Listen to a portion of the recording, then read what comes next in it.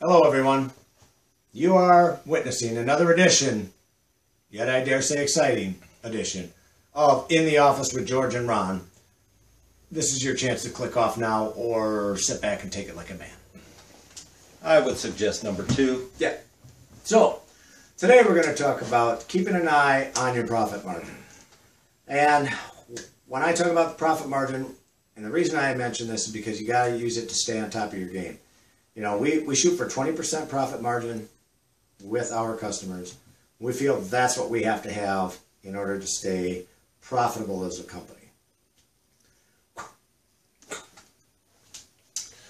So, you know, one of the things that you have to do, and we go through this all the time, is a lot of changes in people's yards, whether it's the front yard or the backyard. You know, it might have just been a straight shot in their backyard. Of course, it's a lot simpler that way. Less weed whacking, no edging. Go ahead, George. Thank you. It just appears to me that you got a little bit ahead of the gun there, Ron, because we should tell them what we're doing right now with all of our customers. Okay. We're going with all of our current customers that we've had for a long time. We're going to raise their prices, which is very tough to do. It is tough to do because you didn't go. So you still want to talk? You do want to talk or you don't want to talk? Well, you was continuing.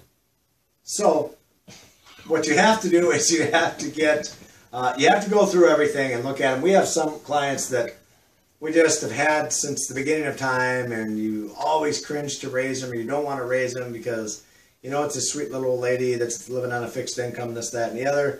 But things happen on properties, and there's one I can think of back in Wisconsin I have to raise. She's a wonderful lady, but, you know, she put this big in. Here's a good example. She put this big old chain link fence in all around her property now. So now we have to weed whip around that whole thing. Yeah. Well, now, instead of it taking me half an hour to mow a property, I'm there for 45 minutes. Yeah. You know, so I have to accommodate for that. I got to talk to her, try and raise the price. Because if people make changes like that in their lawns, they do it all the time. Or they'll add little things, you know. They'll be like, hey, you know, yeah, I know it was a mow, blow, and go when we hired you, but, you know, could you just pull those palm fronds out of there for me quick? And the next thing you know, you're trimming the shrubs for them and blah, blah, blah. It's always something. So you got to look at those people, and they can be the most wonderful people on earth, but you got to meet your profit margins. Things change in the lawns, you need to change with them. Like every couple of years, you need to go back, every 2-3 years. If you're still making money on them and you're meeting your profit margin, there's no need to raise them. I'm not saying go raise them every 2 years. You don't have to do that, you know. If you're making money on them and you're comfortable with what's going on, don't worry about it. But this is for you guys that aren't making money and you're wondering how to make more money on this thing. You got to stay on top of your game. Now, just the other day, Ron and I contacted probably at least 50, 60 of our clients. And out of those, we lost 1 or 2 by raising the price. And you guys have heard me say this before. I'm going to tell you again. I would rather mow 100 properties and make money on every one than to have 200 properties and break even. So it just makes sense. Even though you don't want to lose any of them, you got to get that numbers game out of your mind. Like, hey, I need to, you know, hey, I'm mowing 300 customers. Well, good for you, but how much money are you making? Well, I don't know. Not that much. I'm making my payments. Yeah, making my payments, so that's good. Yeah. So, yeah. So, anyway, the obstructions in the lawn are a thing that you got to look at after a few years. Just how that customer has been, if they're always nitpicky. We've got one guy that comes out that we're going to raise because, and I can't wait for this guy. This is Ron's favorite because whenever you go over to his lawn, he comes out and stares at you. And then he, yeah, don't get any grass in that pool. And you hear this every time you go over there. And this guy, you know, has you do extras for him, and he's just one of these guys that's always on your back. And those guys, it comes down to time. Lawn Care Millionaire spoke about it too, about time. It's all about time. You're selling your time, and he's right. So I didn't come up with this. He did, but he's right. So. Well, it never has to be that big of a price hike. I mean, you know, a lot of people think, oh, they're raising their prices. Well, most of them, and especially if they've been with you for a long time. This goes back on, you know, the people that we've had for a long time. They know what kind of a job you're going to do, so they'll take a look at it. You know what? slowly raise us $15, $20 a month. It's only $5 a week. And what's $5 a week? And they trust us. Yeah. So by then, you've established a decent relationship with them. I had one guy, shit you not. I had him for like 10 years back in Wisconsin. The guy calls me up one day and fires me because somebody came in $5 less. Had him for 10 years. And they come in and fired me because they come in $5 less. I never got a phone call. I didn't get a, hey, things are tight, George. I'm trying to save money where I can. This guy is coming in for $5 less. He bid the lawn. Can you come in and can you match it? At least help me out here a little bit. I would have been glad to. I had the guy for 10 years. Why not? You know, as long as I'm making money, I'm making money. So he never even gave me that chance. I don't know why I went off on that rant, but back to you, Ron. And what did we leave off, George? Back to me, George? Well, yeah, back to you, because see, if you get stumped, if I throw it and you get stumped, just go back to you, George. Okay. Okay. Back to you, George. Okay, Ron. Okay, so now you could have, your cost of doing business could have changed.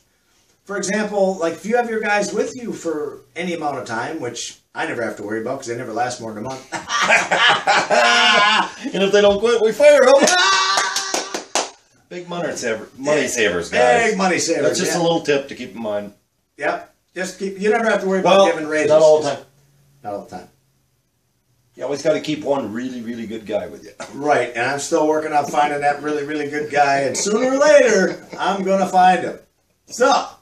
So Ron, just curious, but when you go to raise the customer, what do we do? The first thing we do is, well, of course, naturally, you call them and you tell them, what a wonderful customer they've been, and you go to see them is the best if you can. Right, yeah, that's the best way. Right. Some of them aren't home when you have the ability to go see them or whatever, but they live out of state or whatever, and you got to call them. Which a lot of customers we've never even actually seen. Oh yeah, absolutely. But you have that somewhat of a personal relationship with them just by talking to them on the phone, and they trust you. But if you go in and explain to them, well, just the cost of inflation, and they're going to look at it and say, you know what, we've never had any complaints. You guys do a good job. You know what? They're going to either say, well, no, I'm going to find somebody else, or they're going to go along with it and say, you know what, I trust you guys. You think you need a little extra money? So be it. Mm-hmm. I can remember a year when we did this, when we had about 200 clients, I believe it was. And we went through and raised everyone who had to be raised. And we ended up with about 155 or 160. Yeah. One of them two. But, I was still, we were actually making more money. We had to have one less employee. We were making more money per job. We were putting more money in the bank. So it ended up being a good thing. Plus, you're not wearing out your equipment as much. You're not putting that extra wear and tear, doing 50 lawns that you're breaking even on and crap like that, or you're just barely making a buck on them. So you save on the wear and tear on the equipment, save on your fuel, running over to these places. So don't look at it like, God, I couldn't possibly lose 50 accounts. Yeah, you can. And you can make more money just by stepping it up a little bit. On your gross part of the money, you might not see it, but it's where your profit lies. That's where you're going to see it. You're going to think, like, 50 customers, that's $1,000 a year. Right. That's $50,000 you just lost. Well, no, because it does seem like an extreme amount of money, and you're looking at it as like, well, God, you got to have at least 10%. Not necessarily. Right. That's why you got to go and you have to raise them.